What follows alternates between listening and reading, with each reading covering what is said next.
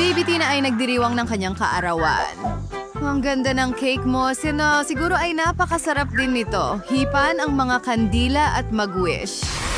Naku, nasira ang magandang cake. Tina, ang iyong pagnanais na hipan ang lahat ng kandila sa isang beses ay naging mas malakas kaysa sa cream kung saan nakalagay ang lahat ng Oh, dekorasyon. Tina! Bakit ka umiiyak?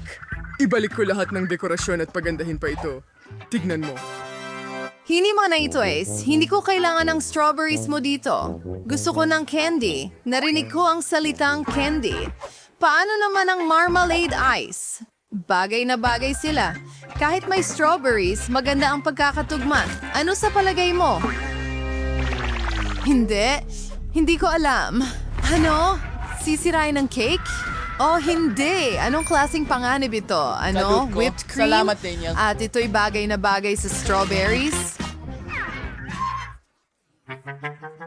Bulag ka ba? Hindi ba mukhang lumang cake? Hindi. Iyan na. Isang hamon. Ngayon tingnan natin ang mga cake mo. Kailangan ko ng hamon sa pagluluto. Lahat ng multi ay ganun din. Sandali lang. Natatapos na ni Baby Tina ang pagguhit. Ano yon? Wow. Gusto niya ng cake na Lego. Nakikita kong sobrang tuwang-tuwa si Sandy. Mas inihanda na niya ang totoong Lego para sa kanyang cake.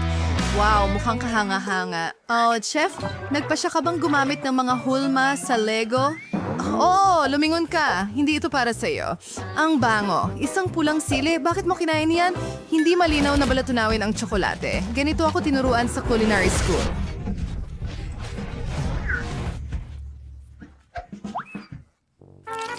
Kaya nagtiting susa ang natunaw na tsokolate sa mga sahulmahan ng Lego. Kumuha ako ng makulay na tsokolate dahil iba't ibang kulay ang mga Lego. At ilang Mentos. Wow, Chef! Pinatigas mo ba ang tsokolate gamit ang iyong hininga? Tama iyon. Tingnan mo ang mga perpektong Lego na ito. Isang kasiyahan ito. Ano ang ginagawa ng iba? Ayos lang ba kayo mga kaibigan?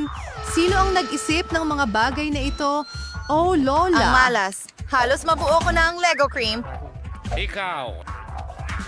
Curry Key, Sir Kitty, and Findo. Naku, anong nangyayari? Lola, huwag kang mag-alala. May sarili lang na paraan ang iyong apong babae sa pagdekorasyon ng cake. Mukhang nagbibigay ng mas maraming inspirasyon ng tunay na Lego, di ba? Sakit ng ulo ko dahil sa lahat ng konstruksyon na ito. Mas magiging maganda at malamig ang aking cake. Puputulin ko lang at gagamit ng regular na baso. Mukhang Lego nga. Sa tingin ko, gets mo na. Hindi na ako bata, pero mukhang astig yan. Ano ang ginagawa ng chef? Hey, gumagawa ako ng perfeksyon. Nakagawa na ako ng Lego na tao. Ulo mula sa cake at nadagdagan ng Lego na gawa sa tsokolate.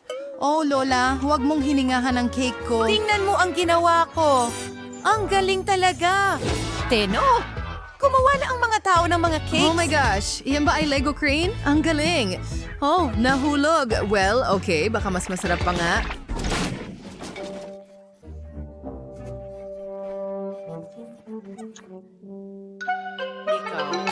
Well, hindi is cake.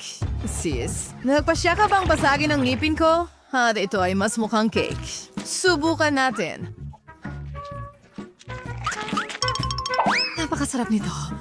Pwede ba natin kainin ang mga ito? Tingnan natin. Unggol!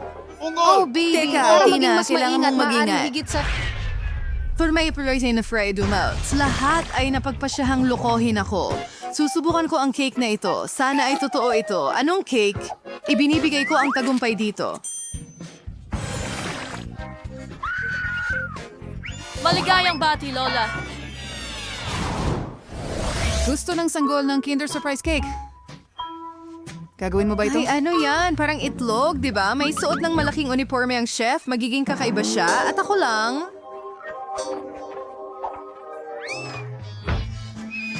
Kakakuha lang ng pakete ng sorpresang hapunan sa pantry. Tingnan natin. Ako Pero naman sa ang ngayon, susunod na walang susuko. tumututol. Tama ba? Sige, Lola, may isang itlog. Salamat, Cindy, nakatulong ka. Kulungan mo ako! Bakit mo kailangan ng isang itlog, Lola? Hindi mo pa ba nasubukan ang Kinder Surprises? Siyempre, hindi. Walang ganun sa panahon ko. Meron lang mga ordinaryong itlog mula sa manok. Isang omelette ang niluluto mula doon, pero isang Kinder Surprise? Pero naisip ko na.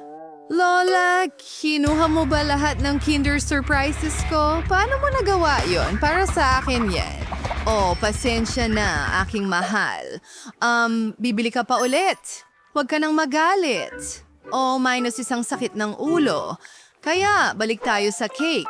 Painitin muna natin ng kaunti ang palaman ng itlog at ibuhos ito sa cake.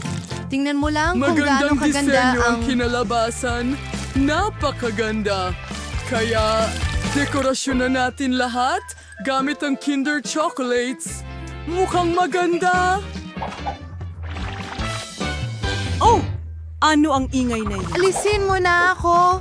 Tama na. Oh, paano ba kita maaalis? Baka dumikit ka sa cake. Hindi? Oh, sinira ko ang cake ko. Ano ang gagawin ko? Hindi pa dekorado ang cake, pero sira na. Sandy, huwag kang mag-alala. Nangyayari ito sa lahat. Ngayon, tutulungan ka ni Lola. Huwag mo nang isipin pang manalo. Mas maganda ang ideya ko. Gagawa ako ng cake sa loob ng itlog na tsokolate. Ito ay direktang reference sa Kinder Surprise. Huwag kalimutan ang milk layer. Ang tamis. Napakaganda. At ilalagay ko sila dito.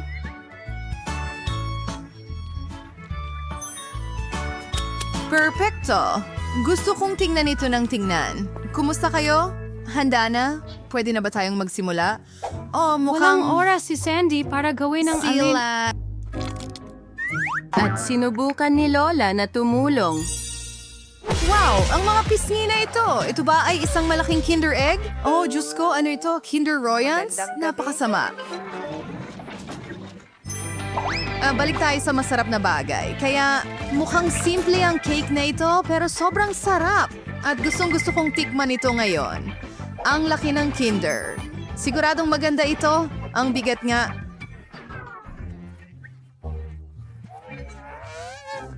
Oh, mukhang hindi talaga ako malakas. Pero kahit ano pa man, susubukan ko pa rin. Kamusta? Hindi to ay talagang perfecto. Ibibigyan ko to ng 1,000,000 na likes. Wow, Chef, congratulations! Ang tagumpay ay nasa iyo. Ano ang gusto mo, baby? Oh, saging ito, halika na. Oh, alam ko yan. Kumain ako ng saging nung bata pa ako at talagang delicacy ito.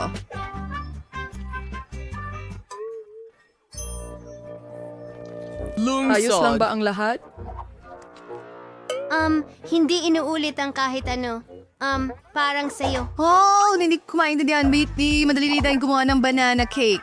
Kailangan ko ng ilang saging. Babalatan ko ito at hihiwaing pabilog. Kaya naihanda na natin ang mga saging at kailangan natin itong ilagay sa hulmahan.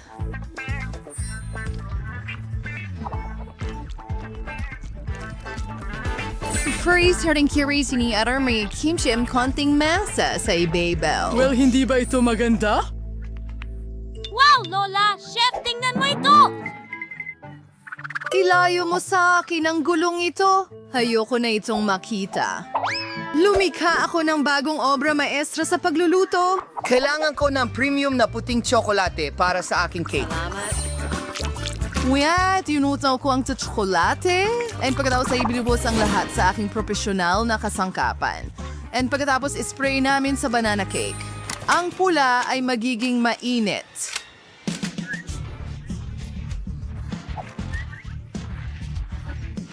Oo, tatakpan ko ito ng buo. Sobrang perpekto. Ay, hindi. Ano yan? Sandali! May ideya ako! Palaging darating si Oreo sa pagsaklolo. Dudurugin natin ang lahat sa piraso. Sige, tapos na.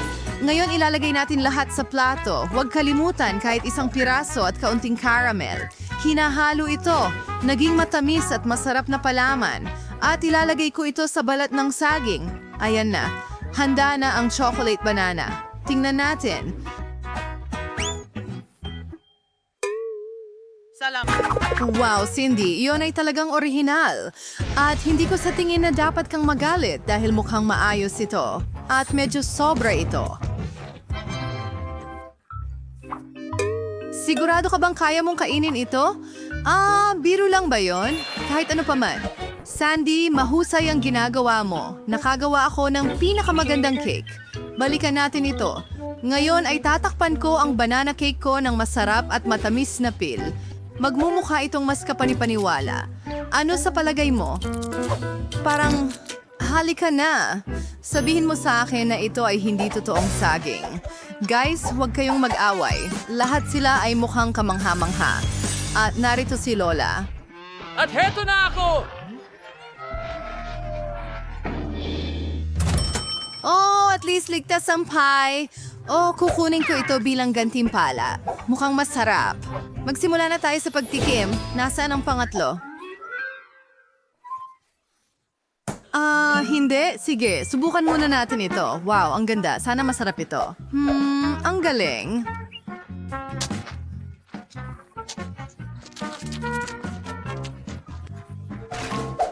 At ngayon ito naman, ang ganitong pie ay dapat kainin gamit ang tinidor. Parang gawa ni Lola. Tingnan natin. Ang galing! Paano siya natalo? Panalo ang pie ni Lola. Ang galing! Wow, congratulations Sandy, panalo ka. Or si Lola. Panalo rin si Lola. Panalo tayong lahat.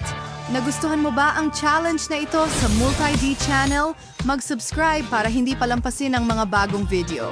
At magkita tayo ulit. Paalam!